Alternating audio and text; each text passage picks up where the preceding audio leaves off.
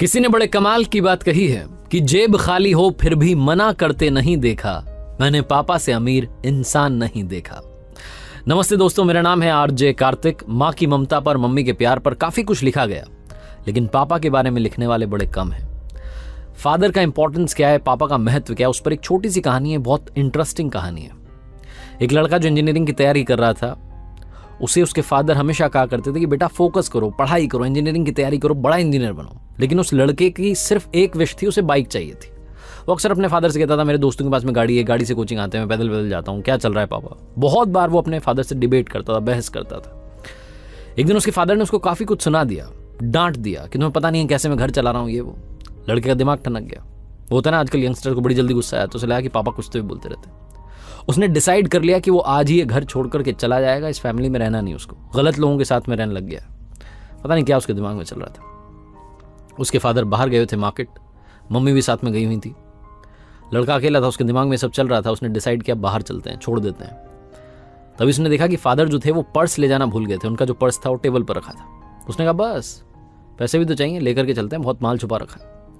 उसने वो पर्स अपनी जेब में रखा और जल्दबाजी में पापा के जूते पहन लिए और जूते पहन के निकल पड़ा। थोड़ा आगे गया तो समझ में आया कि पापा के जूते पहना है। गुस्से में था, वो जूते वहीं खोले, नंगे पैर चलने लगा।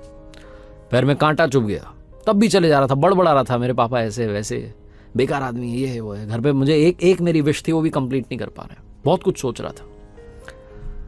उसके पैर में से खून बहने लगा, उससे दर्द होने लगा, तो उसने सोचा थोड़ा आराम कर लेते हैं सड़क किनारे। थोड़ा सा रुका तो उसे याद आया कि पर्स भी तो लेकर आया है, पर्स में माल होगा, अस्पताल जाकर के चेक करा लेते हैं हॉस्पिटल में, और पैर ठीक कराते हैं, उसके बाद में जो पैसा है इसको उड़ाते हैं। वो ये सब सोच रहा था।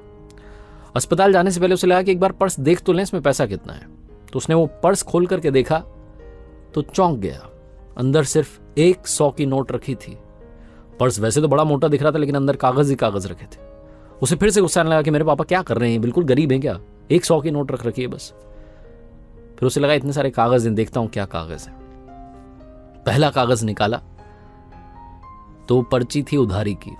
उसके फादर ने उनके दोस्त से 40,000 रुपये उधार लिए थे लैपटॉप खरीदने के लिए। वो लैपटॉप जो 1 साल पहले से लड़का जिद करा था, पापा दिलाओ पापा दिलाओ। बड़ी मुश्किल से पैसे जुगाड़ करके उसे लैपटॉप दिलाया था, वो भी उधार वाले पैसे थे। वो पैसे चुकाने हैं, इस बात की पर्ची थी। उसको धीरे धीरे रियलाइज होने लगा, उसको समझ में आने लगा कि लाइफ क्या है। बाकी की पर्चियां देखने लगा, सारी पर्चियां जिम्मेदारी की थी। किसी में बिल था, लाइट का बिल था, कोई टेलीफोन का बिल था, ये था वो था, राशन का। वो देखता जा रहा था कितना खर्चा हो रहा है हमारे घर में, और मेरे पिताजी सब संभाल रहे हैं। धीरे धीरे जो उसका गुस्सा था वो शांत होने लग रहा था, और फाइनली उसके हाथ में एक ऐसी पर्ची आई जो उधारी की पर्ची नहीं थी, वो एक अखबार का छोटा सा विज्ञापन था, जिसमें लिखा था कि पुराना स्कूटर बेच करके नई बाइक ले जाएं। लड़के को समझ में आ गया कि उसके पापा बाहर क्यों गए हैं, और आज ये बाइक वाला झगड़ा इतना बढ़ क्यों गया। वो कह रहे थे ना कि मैं कैसे घर चला रहा हूं तुम्हें पता नहीं है। उस लड़के को याद आने लगा कि उसके पिताजी वो जो पुराना स्कूटर है, जिससे वो उसे स्कूल छोड़ने के लिए जाते थे, ट्यूशन छोड़ने के लिए जाते थे, जिसके साथ बहुत सारी यादें जुड़ी हैं, वो इकलौता स्कूटर जो घर की सारी ज़रूरतें पूरी करता है, उसे शायद बेचने के लिए गए ताकि मेरे लिए बाइक खरीद सकें। उसकी आंखों से आंसू बहने लगे।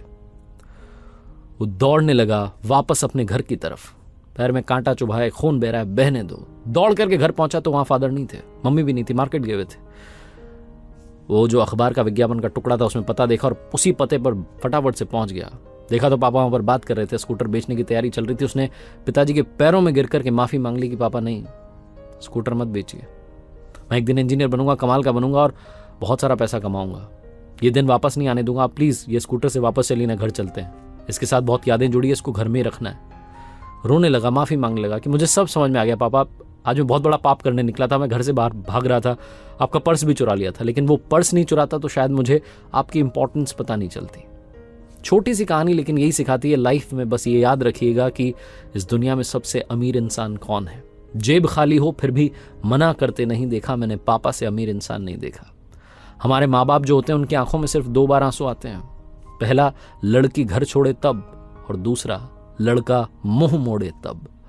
याद रखिए, मेरे साथ देखते रहिए हर सोमवार सुबह 9:30 बजे एक प्यारी सी छोटी सी मोटिवेशनल कहानी। और हाँ, कर दिखाओ कुछ ऐसा कि दुनिया करना चाहे आपके जैसा।